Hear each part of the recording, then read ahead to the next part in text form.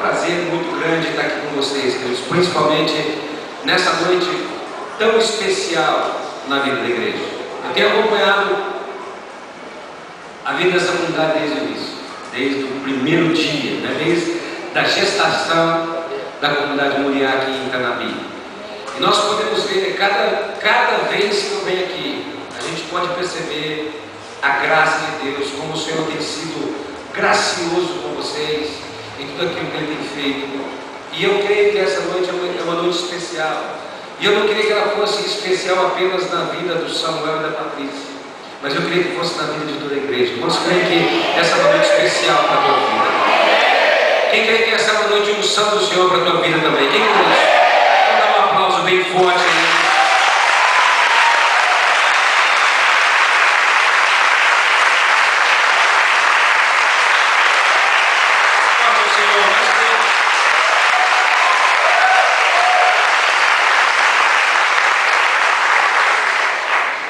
Queridos, eu vim programado para pregar sobre a passagem que Jesus, eu coloquei uma outra vez que eu vou pregar esse texto aqui, sobre a unção dos pés, falando sobre quando Jesus lavou os pés dos discípulos.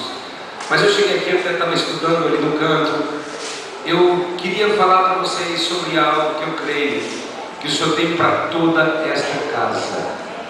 Quantos creem que o Senhor tem um chamado para a igreja de Itanabi nesse lugar, queridos? Quando um pastor está sendo ungido, quando, sabe, algo nesse nível está acontecendo, é porque o Senhor tem algo muito profético sobre a vida da igreja nesses dias, tremendamente profético.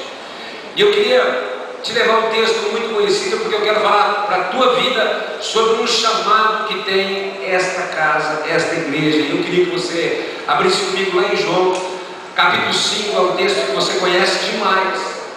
Eu quero falar algo nessa noite que tem tudo a ver com aquilo que o Senhor está fazendo, não apenas na vida do Samuel. O Samuel é gente boa, porque gente boa começa pelo nome, não é verdade? Então, eu vejo assim que Deus tem uma unção especial para esse homem, né? Ele é tremendo, né? Então, na realidade, tudo aquilo que o Senhor vai fazer. E esse texto, queridos, você conhece, então eu não vou ler nem os versículos para nós ganharmos tempo, mas você vai lembrar, porque esse é um texto que tem tudo a ver com a unção de Deus sobre esta casa.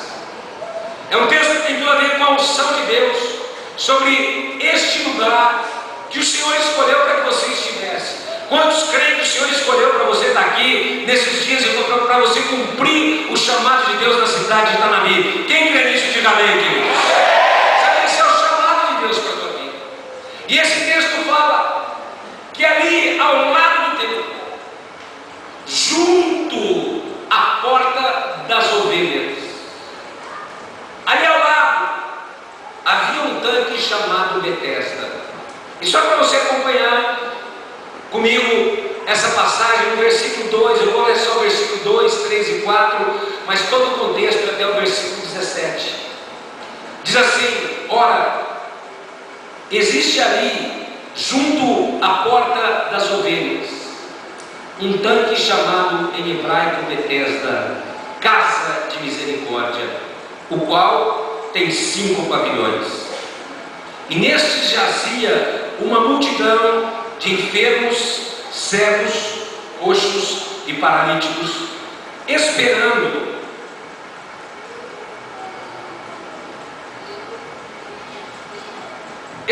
que se movesse a água, porquanto o anjo descia em certo tempo, agitando-a, e o primeiro que entrava no tanque, uma vez agitada a água, sarava, diga bem alto comigo, fala, sarava de qualquer doença que tivesse. Dá a mão para quem está ao teu lado e fala assim: quem entrar nesse lugar vai ser curado em nome de Jesus. Eu quero que você entenda uma coisa, gente. Eu quero que você imagine aquele lugar. Nesse ano, eu acho que foi a maior experiência que eu e a Denise tivemos no nosso ministério. Nós fizemos uma viagem à Índia, onde nós fomos lá ajudar no estabelecimento de uma igreja, a nossa igreja está construindo uma igreja lá, um templo, num vilarejo. Nós temos investido muito lá na Índia. E nós fomos lá conhecer, eu participei de um batismo. Mas, queridos, eu viajei desde eu já viajei muito, desde a Ásia, lá, Coreia, até onde você imaginar, eu já passei. Passei pela África, muitos países pobres. Mas a condição que nós vimos lá na Índia. Eu me lembro um dia, nós chegamos no hotel, e a Denise chorou 4 horas seguidas. Ela não conseguia parar de chorar. A gente orando pela condição de um povo terrível.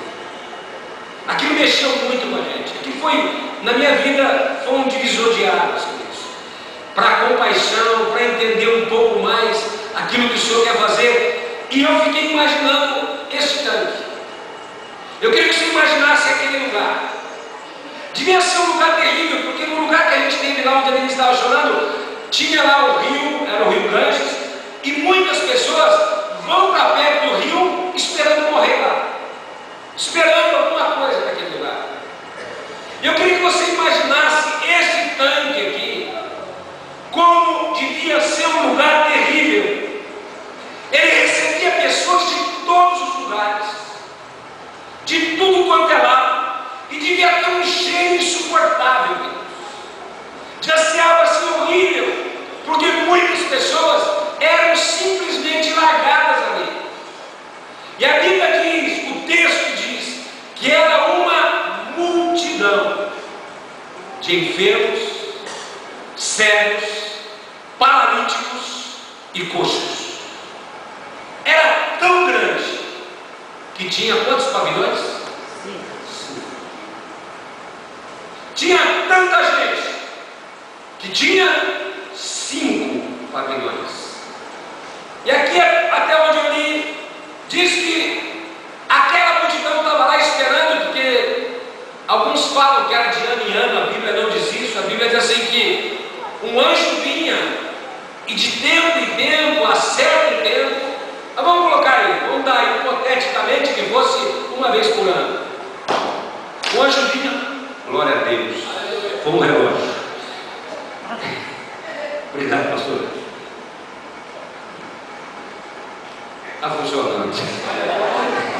Aleluia. E aqui diz que, e você conhece isso, que as águas eram agitadas, e quem entrasse primeiro, o que acontecia? Sarava. Só que é interessante porque alguns historiadores contam que já naquela época tinha um esquema. Tinham carregadores pagos, e quem tinha dinheiro para pagar era jogado antes. Até ali já tinha gente oferecendo serviços para aqueles que estavam doentes, ficavam olhando, e olha que percebiam que a água agitada tinha jogado. É por isso que lá na frente ele diz: eu não tenho ninguém que me jogue no tanque. Já tinha um esquema ali, eles vendiam isso. Carregadores ficavam ali, e desde aquela época os mais espertos se aproveitavam.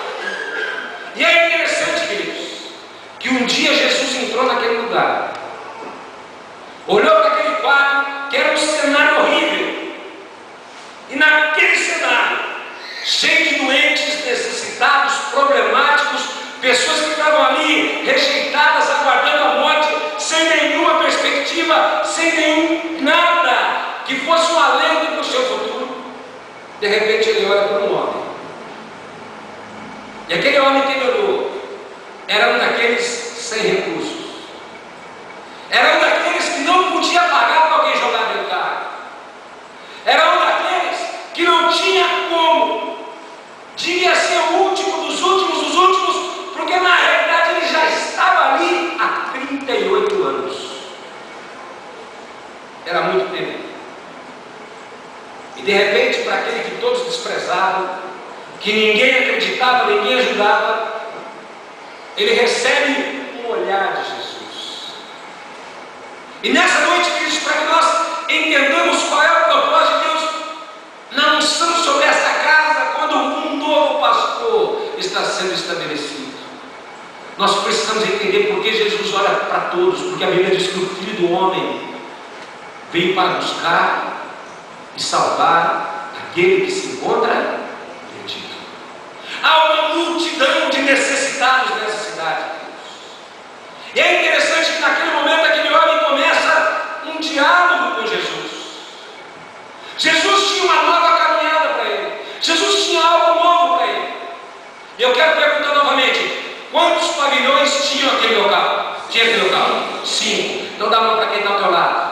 Fala assim: nós estamos. Isso aqui, foi por isso que eu senti de dar essa mensagem. Isso aqui é um pavilhão, não é verdade? Isso aqui é um pavilhãozão. Então, eu quero falar sobre 5 bênçãos proféticas que este pavilhão vai ter para cada pessoa que entrar nesse lugar, em nome de Jesus. Quantos creem que há bênção nesse pavilhão? Levanta a sua voz e dá um brado de júbilo ao Senhor. O Senhor tem uma palavra. Eram 5 pavilhões. E eu quero falar sobre 5 bênçãos proféticas que existem e estão sobre este pavilhão, sobre esta casa, sobre a comunidade Muriá, nesta data tão especial em que um novo pastor está sendo estabelecido. Primeiro pavilhão, levanta a mão do teu irmão agora e fala bem alto, fala assim: tem palavra de Deus nessa casa. Fala: neste pavilhão, neste lugar, mais alto, o Senhor libera a sua palavra. Quantos de vocês creem que a cada domingo, a cada reunião, a cada momento, o Senhor sempre tem uma palavra nesse pavilhão de libertação, de cura e de transformação, queridos? Esta casa é um lugar da palavra de Deus. Naquele pavilhão, Jesus nunca tinha visto aquele homem. Aquele homem nunca tinha visto Jesus. Ele tinha ouvido Jesus. Mas naquele momento, uma voz foi liberada para aquele homem: você quer ser curado? Quantos creem que nesta casa tem uma voz que está sendo liberada em todas as reuniões, que vai entrar em cada vida que chegar nesse lugar, queridos? Aquela palavra começou a entrar naquele homem, queridos. E a princípio, até ele titubeou um pouquinho. Por quê, queridos? Porque você vem muitas vezes e recebe essa palavra, mas nós vivemos dias terríveis. Nós vivemos dias em que inimigos, incrédulos, aqueles que não têm compromisso com Deus, vivem falando um monte de coisa na cabeça da gente. É verdade ou não é? Você vai fazer na igreja segunda-feira, rapaz. O inimigo, ele quer cauterizar a mente das pessoas. Ele é terrível, queridos. E é por isso que muitas vezes a pessoa ouve a palavra, recebe a palavra, sabe aquilo que o Senhor pode fazer, sabe que o Senhor tem uma unção sobre a vida dela, mas de tanto ouvir aquilo que não deveria ouvir, ela acaba perdendo o impacto. E a primeira resposta dele qual foi? Eu quero.